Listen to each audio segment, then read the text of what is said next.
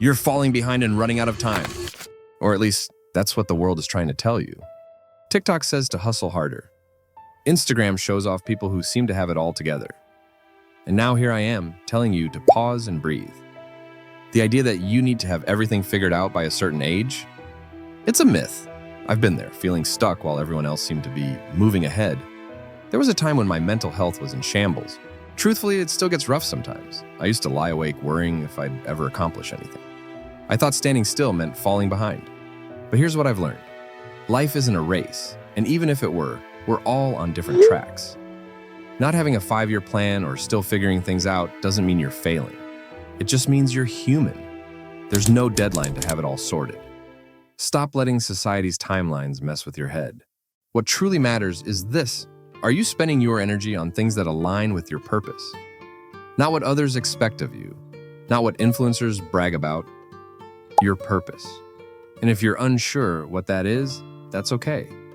Start with what feels right.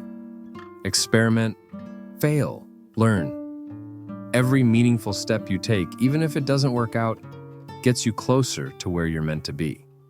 When I started focusing on what mattered to me, everything began to shift. Life didn't suddenly get easy. I still overthink, but I stopped wasting energy on things that didn't matter. The more I invested in what I cared about, the more it paid off. It's not magic, it's just how things work. Most people fear slowing down, thinking they'll fall apart if they stop.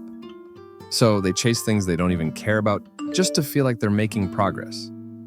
They fill their time with distractions, work, social media, anything to avoid being alone with their thoughts. But life isn't about being the busiest. Burning yourself out won't get you anywhere. It just leaves you exhausted and unfulfilled. The problem isn't slowing down, it's running in the wrong direction. The only way to fix that is to pause and rethink where you're headed. So here's my advice. Take a deep breath right now.